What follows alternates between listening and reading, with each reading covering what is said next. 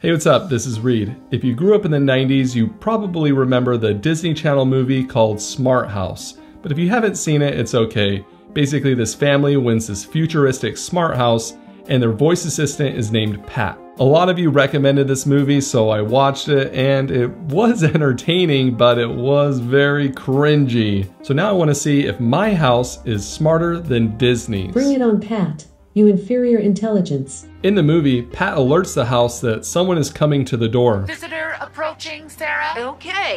Okay, thank you, Pat. This is easy to set up if you have an echo and a camera or some type of motion sensor in the front of your house that will trigger a routine. Someone is approaching your front door. Who's visiting? We're on lockdown. Pat also yells outside to the paper boy, who apparently isn't accurate at throwing. Young man, in the future, please deposit the paper inside its designated target area. Two-way voice is pretty common now.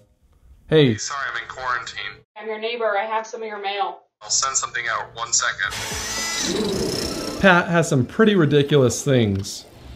Well, Pat, I have a few pieces of tech up my sleeve as well.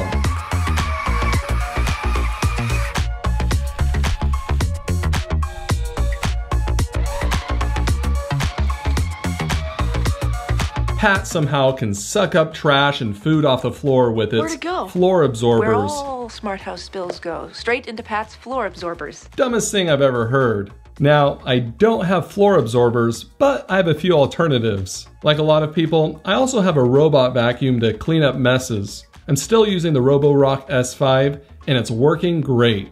Just throw it all on the floor.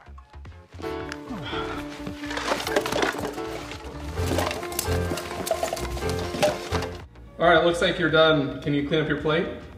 Yes, let the robot clean it up. I may be failing as a parent. You were probably wondering what that robot with the claw was. It's the Meebo 2.0, and it can use AI to clean up toys around the house. You just mark the box to put the toys, and it will go around and clean up for you, which is pretty awesome. Its software is still in the early stages, but it's a pretty cool little device. And it comes out later this year, so make sure to subscribe to see more on that, as well as more videos like this, where I compare the current smart home technology to the movies. Lights, please, Pat. Certainly, Nick. Yes, I can control the lights with my voice, that's easy. But he just says, lights, please, and Pat knows to turn off the lights. Lights, please, Pat. And he uses the trigger word at the end of the sentence. Maybe Pat is smarter than... Watch it read. Pat can give the temperature of the house. Pat, what's the current temperature, please? Climate control on target at 72.5 degrees. If I ask Alexa what the inside temperature is, she'll give an average of all the sensors for the Honeywell T9 thermostat. The average temperature of the home is 75 degrees. What's even more impressive, if I ask Google Assistant, it knows which room I'm speaking to the assistant in, and it will give me the temperature for that room, which is pretty impressive. So take that, Pat. Are we really having a party, Pat? Big time, dude. Pat throws the kids a party and turns on colorful lights, music, and changes the TV. Party mode is easy to set up using either Google or Amazon's voice assistant. Create a routine that changes the smart light bulbs and turns on a playlist from Spotify. I can also turn on the TV as well and pull up a YouTube video using Google Assistant and Chromecast. I have a Samsung TV in here and I use SmartThings to control it, but it's not as reliable to control the TV as something like the Harmony Hub, which I have in the family room. So when I'm throwing a little party in here with the kids, I mainly just change the color of the lights and play music on the device. Also, my kids don't break out into synchronized dancing like they do when Pat throws a party. So maybe Pat does have the edge on me in this category. This next thing is probably the best idea I got from the movie. Everyone wakes up to lights turning on, but not only that, a video to get them motivated for the day. There's different ways that you can do this, but the easiest way is to put a Google Home Hub on your nightstand and create a reoccurring routine that runs every morning and plays a YouTube video on it that gets you motivated for the day. I've been trying this for the last little bit and it's been awesome. I've been watching the short film by Casey Neistat that he made a long time ago, and I'll put a link to that down in the description. Pat can also show videos that you can request using her voice. Safari camps? Pat? You can do this by asking Google Assistant to show you a type of video on the Chromecast. You can also use an Echo with a Fire Stick to pull up smart home videos or whatever you want on YouTube. I prefer using Google Assistant for this, and not because they own YouTube, but because I can select the video I want to watch with my voice, which is really convenient. Which one would you like? Number 3. Alright, playing on Office TV. You might have noticed the Disney Smart House has a whole wall as a TV. You can actually get this now with Samsung's Wall TV. They show it every year at CES, and it can be yours if you want to drop 300 grand on it. Yeah, 300 grand. Who has that kind of money?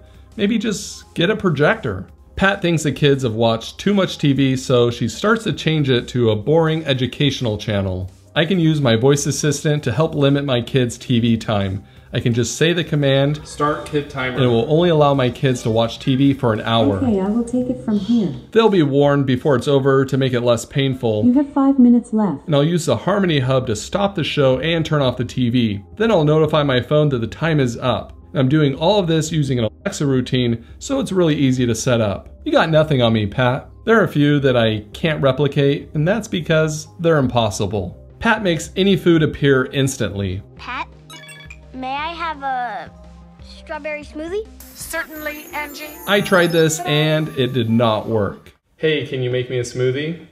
Sorry, my name's not Pat. Also, the Smart House electrocutes a bully, which seems really dangerous. Pat was really ahead of its time. It was a voice assistant with a short female name. It was really helpful, but it gave up privacy and was even potentially dangerous. Sound familiar? In the movie, Pat took over the kids' contact list, which isn't a stretch of what can happen with today's voice assistants. If it hears you or your kids wrong, it could call one of your contacts and they could hear everything that you're saying. You can disable calling on a specific Echo device to avoid that. Also, they have started adding more privacy features, like being able to delete what you just said. But Pat becoming like a mom to the kids is something that we're all still figuring out with our voice assistants. At the end of the day, you know that she's only a machine.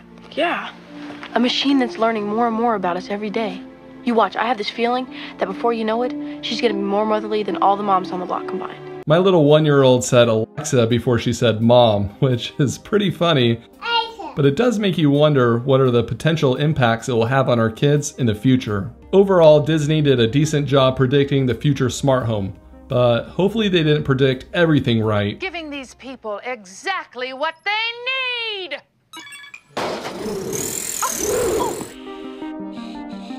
Thanks for watching, don't forget to subscribe, and we'll see you again next time.